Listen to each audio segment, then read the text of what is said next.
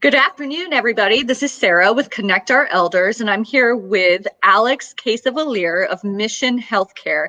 She is the home health liaison, otherwise known as the community educator, because that's where her passion lies, is educating the community on what home health is and how it can benefit your loved one. She has been with Mission Healthcare for 5 years, and Mission Healthcare is celebrating their 10-year anniversary. So they're certainly a company that is around to stay. I personally have met with Alex several times, and her energy is contagious, and her passion for helping is paramount. So Alex, let's go ahead and get started. If you could, please explain some background on the foundations of home health. Sure. So home health is a Medicare-based service. Medicare had founded home health care. And ultimately, the intention is to provide clinical-based care to help rehabilitate seniors in the home. In order to qualify for home health, an individual needs to be considered homebound. And ultimately, what that means is that the individual has a taxing effort to leave the home. Maybe they need the assistance of another person or transportation, possibly a device to leave their home. And so therefore, Medicare had created home health in order to give these patients care that they need in their home. In addition to that, what I find is that with home health, we're really trying to be as proactive as possible. Okay. So the intention is to keep patients in their home, to get the rehabilitation they need, to be independent as seniors. And on that same idea, in parallel with that idea, is we want to do everything we can to keep our seniors out of the hospital setting. Exactly. Because for a couple of reasons, right? I mean, one, they prefer to be in their home, stable in their home, and going in and out of the hospital is very traumatic for them, right? It's disruptive. But then you also said one of the qualifiers is that they're homebound. And so they don't necessarily need to have a medical emergency, right, to get a home health evaluation. Is that correct? I mean, could the family members or the advisors involved say, hey, my mom and dad, they're stuck at home. I think there needs to be some extra support. Could they request a home health evaluation based on that? Absolutely. So something worth noting, we come back to this homebound status. I do have to note that with the world of COVID-19 that's presented itself, the rules have changed a bit with home health. So a patient can be considered homebound during this time if they are an at-risk population for the COVID-19 virus. So it has changed a bit. With that said, my goal as a community educator is to get seniors on service with home health care before there's that emergency. Exactly what you're mentioning, Sarah. We want to allow for physicians, whether it's a primary doctor or specialty doctor, to recognize that this person could use a little bit of rehabilitation, be well in their home. But we also take care of patients out of the acute setting that are going home and need a safe discharge plan. Exactly. And I think sometimes where the disconnect is that the general public, right, thinks that they can only utilize home health if their loved one has gone to the hospital and now they're discharging. And what you're saying, what I'm hearing you say is that, no, home health can be used as a proactive measure to keep your loved one out of the hospital. Is that kind of the point? Yeah, exactly. So I'll give you a really quick example of a patient that could benefit from home health. So let's say patient Bob has chronic obstructive pulmonary disease. He has COPD. He goes into his pulmonologist and he tells his doctor, you know what, I've been not as ambulatory. I haven't been able to get up and around as much. I'm not really able to do my daily functions the same. And in fact, the other day I was so weak getting up off the couch that I fell down. No 911 was called.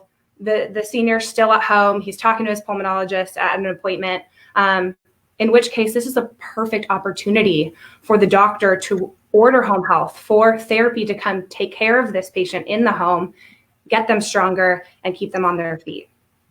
Okay, we have a question. So this is the first time I've done this, and we're actually fielding questions. So this is awesome. Okay, so Tammy Moses is asking, when a discharge planning, how is home health asking questions about hoarding issues? Okay. Yeah, that's a good question. So different agencies, we're all mandated by Medicare guidelines and CMS guidelines. Different agencies can provide a little bit of variation in what disciplines they support in home health. Something that would be really important for specifically with Mission is we have two disciplines. One is behavioral health nursing, and two is a social worker. So if we have a patient that has hoarding issues and it's inhibiting their health at home, they may need a nurse with a psychiatric background to kind of help them move past some of these contents in their home, as well as a social worker. Perhaps that patient may not be best suited to be in their home, and can certainly look into as many options as possible. That's a fantastic answer, Alex. And to kind of piggyback on what Alex said, Tammy, from experience, I know Mission Healthcare is very good about, even if she is focused, even though Alex is focused on home health or the person that goes out and does the evaluation, they're looking at the bigger picture and actually assessing what the overall needs are. And so they will bring in appropriate resources when needed to make sure that they're holistically taking care of the individual. Absolutely. So thank you for that question, Tammy. Okay, what services exactly does home health provide? I find that there's often some confusion between home care and home health and those differences there. So let's narrow in on what exactly home health is. Yes. So to clarify, for home health, we are a clinically based service. We're an intermittent service. So it's a teaching-based education service for patients at home. To clarify really quickly, short answer, home health versus home care is that home health is clinically based and home care is going to provide caregiving support in the home. With regards to your question about which disciplines, what clinical care can we expect? Home health care is initiated by either an RN, nursing care, speech therapy, or physical therapy. Okay. We also provide occupational therapy that works very closely with the physical therapist in a multidisciplinary way, behavioral health nursing, home health aid, and social work. I do want to touch on home health aid because it sounds like, okay, this person's going to help me with my groceries or help me, with my daily living skills. And ultimately, it comes down to clinically based needs. We're gonna bring ourselves back down to home health, clinically based needs. And so, home health aid is to help with sponge bathing. We can't be healthy if we're not able to keep ourselves somewhat clean. So, those are all disciplines home health provides. And I have found over the years that there is a lot of confusion. Like I was saying before, asking that question is that, when let's say they're discharging from the hospital and they're getting home health and they're excited, right? Because it's covered by Medicare, correct? Or whatever the insurance is, which you can talk more to that.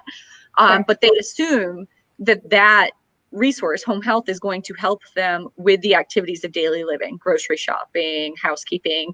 And it's sad sometimes because then people like me who used to be strictly on the home care side, we show up and we say, no, unfortunately, those types of tasks aren't covered. But that's when we have other resources that can fill in, such as the Respite Well program in San Diego, or, there's tons of different home care companies, Coast Care Partners, Live Home, all kinds of different ways. But the whole key is for all of us to work together, like Mission Healthcare and the various companies to work together I like to call it a mosaic of care, right? Mm-hmm. We have to work together to put all the pieces together for the families. When would a patient benefit from home health? Sure. So kind of going back to the basics, if a patient needs some intermittent education on what their diagnoses are, what we can help them with at home, we're going to send out a clinician. The patient is now considered homebound, and something very important in this trifecta is that a physician needs to order home health. And that is a very big difference between home health and home care. It needs to be ordered by a physician, whether it's out of the hospital, skilled nursing facility, in a practice. And I want seniors to think about this order as if the doctor's writing you a prescription for a medication. Although it's not medication-based, we're providing a clinical service. When a physician writes these orders, the patient is considered to benefit from this. Yes. And so ultimately, a patient that's homebound that needs some teaching at home and ultimately has a doctor to write the order, that's when a patient can benefit. And the reason why I do that is because, I've worked with you, Sarah, and you're doing, caregiving for a senior and you're taking care of them at home, but ultimately they need a clinically based service. And so you let me know, well, can you please reach out to this doctor? There are many ways that a patient gets referred to home health, but ultimately I'd like to think about, utilizing your home health agency, whoever that may be, to obtain orders for you if you feel like you need these services. So I really want to focus on this for a second, because I might even have some confusion about this. So a family, let's say we have an adult daughter or adult son listening in right now, and they feel like, okay, my mom or dad could benefit from home health. Can they contact the daughter or the doctor, the physician, and say, I would like you, or will you consider writing an order for home health? Can it be done that way, or does it have to be done by a home health organization or another physician? Can the family do this? The family can do this. The family can initiate their request for home health. And something that's very important for this family to recognize is that the doctor that's ordering home health care needs to have seen your loved one recently. They need to know what's going on. So I think, the most important thing for a family to do is one, to check if their loved one has been seen by their doctor recently. If they have not, during these times, they can schedule a telehealth appointment or otherwise go into the office. And that way the doctor really is honed in on what's going on with this senior at home, and what they're able to offer through home health will be much more apparent once they're able to see their patient. I really love that the family can be proactive with getting this for their loved one. I feel like sometimes the adult children are just kind of waiting for the system, right? The medical system or somebody. They're waiting for some resource to tell them what to do. But if they know, wait a minute, I can be the catalyst to get this started for my mom or my dad. I just feel like a lot of them don't know this, and so I think that is a piece that isn't often communicated. Anyway, from what I've seen out there. Yes, absolutely. Okay. What can a patient expect as far as the amount and level of care they will receive from home health? So what that means is, what are the parameters? Okay, sure. So home health is not an acute care setting, and we're also not a long-term service. I keep on using the word intermittent teaching, chronic disease management. And so ultimately what we'll do is after an order has been written for home health, mission and home health in general, we take that very seriously. We want to get out to see that resident or that patient as soon as possible. And ultimately, when the clinician comes out to do the first visit, they're setting a frequency of how often and a duration of how long that patient is meant to be seen based on their goals, based on what's clinically necessary. In an ideal world, we want to get this senior as independent as they'd like to be in their home. And so with that idea, we're kind of following the philosophy of let's be proactive. Let's take care of them. So whether it's a patient that discharged from a skilled nursing or hospital, or they're coming straight, having orders for home health straight from their physician, they can expect to be seen by home health. And the short answer, it really depends on what's clinically necessary for how often and long they're meant to be seen. So when you say that, what I'm hearing is it's customized, right? It is customized to the individual. So if it's customized to the individual, who pays for home health? Let's talk about that for a minute. Great question. So Medicare is the founder of home health. And ultimately, Medicare recognizes home health at 100%. So this is a service, and we call this podcast the home health benefit, because this is a benefit that seniors have been paying their whole life. They've been paying into this. And thank you. And so this is a service that's covered 100% by Medicare. Now, other HMO and PPO plans have been working on catching Medicare and providing this service. And so I think that if I were a member or possibly a senior that would like to acquire home health, I would reach out to my doctor and I'll be able to figure out which is your network, your insurance. Right. That's often a conversation I've had when I'm meeting with families is, explaining to them, wait a minute, this is something that you have been paying for your entire life. As long as you've been working, you've been paying for this. So, I have often described home health and hospice, when I can see that maybe they could benefit, I say, you are entitled to this. Okay. It's just like when I speak to veterans, when we talk about maybe getting them aid and attendance. No, you have earned this, basically, right? Because they've paid into the pot of money. And so I have found that using that terminology has often been helpful to them, right? They think about it in a different way when they start realizing, okay, wait a minute, I've earned the right to be able to use this benefit. And when we talk about these older generations, that sort of mindset for them to recognize that is important, right? They tend to not want to feel like they're taking advantage or using something that they don't deserve. So knowing that they've paid into this makes a difference. Absolutely. Okay.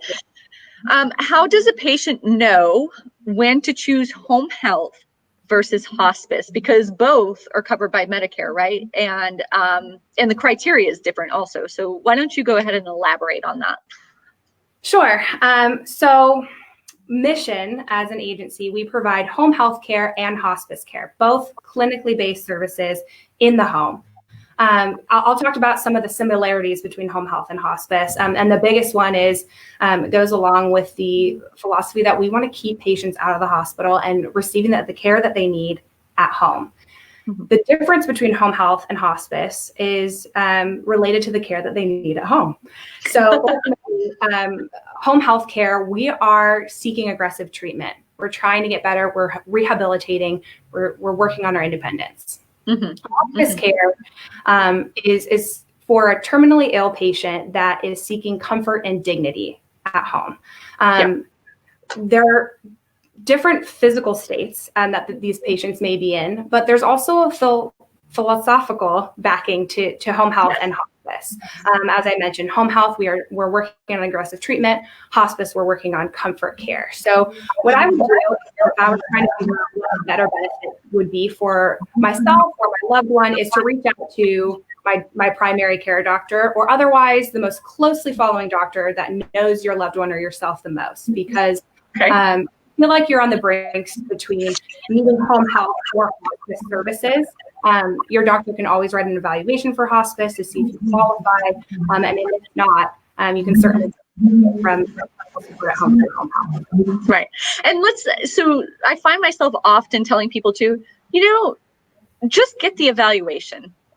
Just because you get the evaluation doesn't mean that you actually have to start services, right?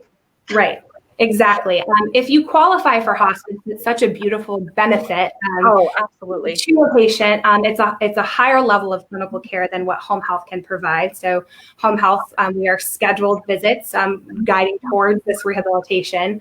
So certainly, I would ask my doctor if I would qualify for a hospice evaluation, and that way, I always use this term when I'm speaking with patients. They have that resource in their back pocket, because, as you know, in healthcare, you're always being asked to make decisions, sometimes at a rapid rate. Just starting from the hospital, are you going to go this way or that way, this way or that way? And ultimately, having a hospice evaluation allows for the patient to have as much information as they need at their fingertips.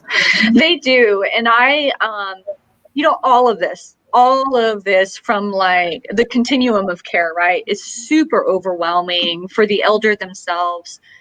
Super overwhelming for the family members. I've talked with so many families over the years, and I do think I've had the opportunity to meet with your team of social workers. I know you, I know Matt, I know Derek, right? Like everybody from your company, from your team is very interested in doing a good job, right? Bringing peace to the situation, bringing guidance to the situation. And, I really respect that about you guys, right? It's not about just bringing on another patient or turning another dollar. You guys actually care about the people. And that personally means a lot to me, because that's kind of in line with the philosophy of Connect Our Elders, which is about empowering aging, right?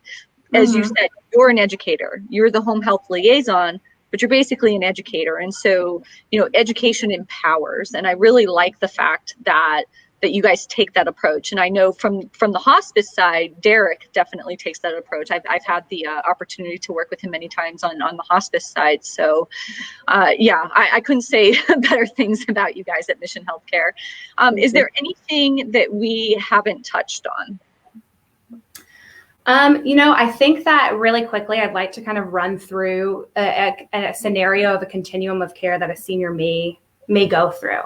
So we talked about Bob earlier. He has COPD. He went to his pulmonologist and he was prescribed home health.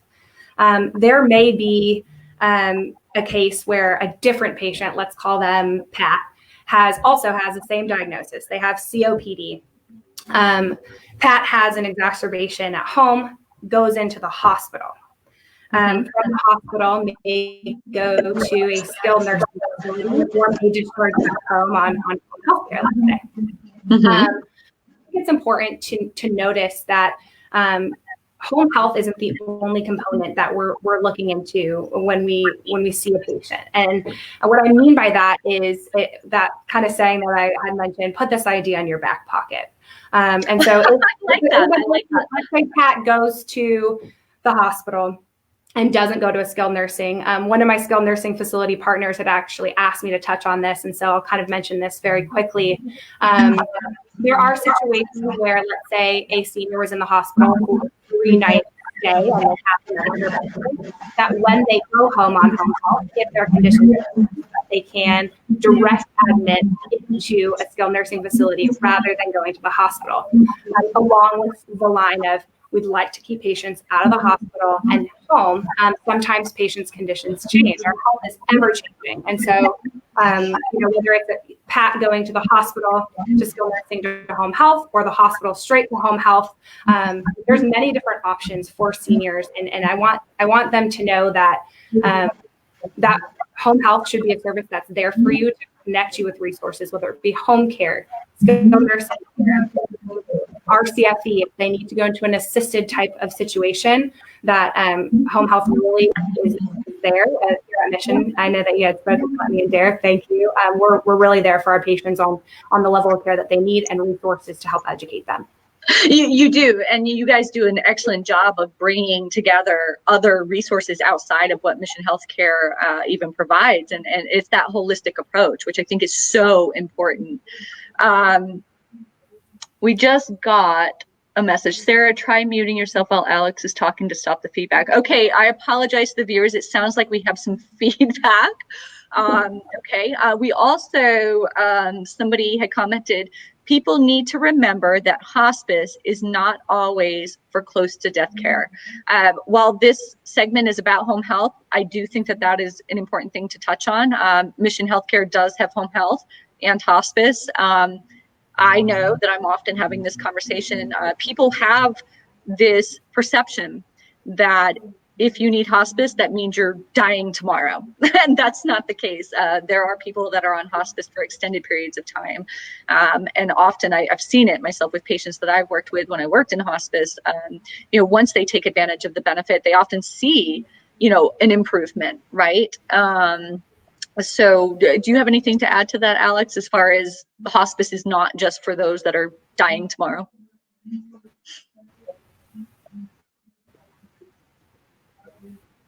I think, there is that myth. Hospice is not a service to lengthen nor shorten our lifespan. It's a service to help keep us comfortable and with dignity. So that is a very good point. No, hospice isn't just at the last hours to days of our life. It's a service that helps keep us comfortable as we're terminally ill.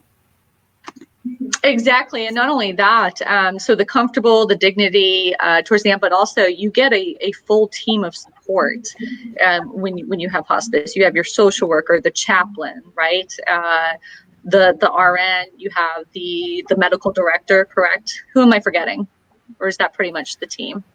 Sometimes there's music therapy, pet therapy, those sorts of resources as well. Absolutely. So hospice is a continuum of a large group of people that are helping to support this patient in the home. You hit on all the disciplines. Okay. Well, is there anything else that we should add about home health? I think that covers it unless anyone has any questions. Here's the, I think this is the thing that I really, really want people to understand. If you have a loved one, let's say you're geographically separated, let's say you're even in the same town, but you know that your mom and dad is homebound, right? They are not able to get out on their own. It is worthwhile seeing if home health can benefit your loved one. I mean, there's no harm in seeing if perhaps it could be a layer of support to your mom or dad. So don't wait for the medical system to say, hey, you're discharging from the hospital. We're sending you home with home health. Let's be proactive in taking care of our parents. Let's be proactive in taking care of our clients. You know, let's ask for the benefits that we've paid into. That's my end message. All right, Alex, thank you so much for coming on. If anybody out there thinks that you have somebody that could benefit from home health, how can they contact you, Alex? Well, they can reach me on my work cell phone number. I'll go ahead and give that to you. It's 619-840-9609. If you have any questions about home health in general, I'm here to answer them for you. And you can also reach out to Mission Healthcare. Go ahead and Google Mission Home Health, and you'll be able to find our website there as well. Wonderful. Thank you so much. Again, I am Sarah Christ with Connect Our Elders. Our entire mission is to empower aging, and we are empowering aging by bringing together all resources like Alex with home health and hospice and home care and community resources. And so, Alex, we really appreciate you coming on board as one of our resources. If you have any questions, reach out to Alex, or you can contact me. My information is on my social media profile. Have a great day, everyone. Bye. Thank you. Thanks.